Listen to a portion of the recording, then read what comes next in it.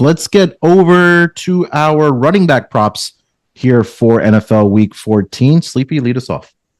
Tony Pollard over 67 and a half rushing yards.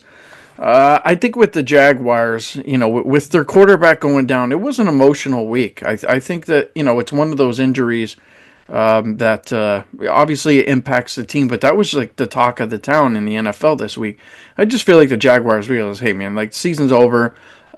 I don't know. I just don't feel like they're going to end up jumping out with any type of a lead with Mac Jones where the Titans end up having to throw the football like they did against the Commanders. I mean, they got blown out in that game.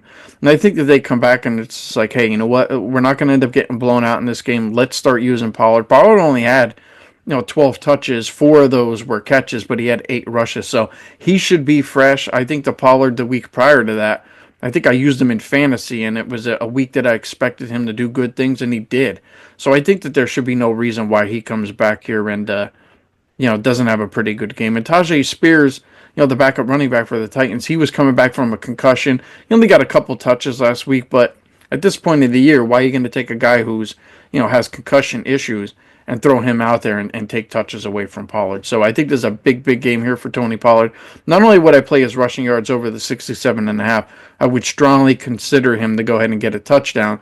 And a lot of the reason is because Will Levis, not exactly the greatest quarterback down in the red zone. There's a potential he could turn the ball over. So I see a lot of Pollard this week. Absolutely love him. It's probably my favorite play of the whole week.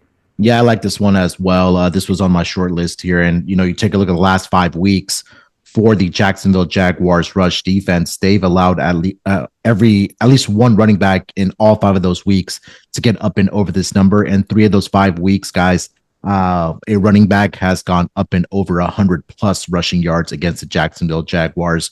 Josh Jacobs 127, Saquon 159.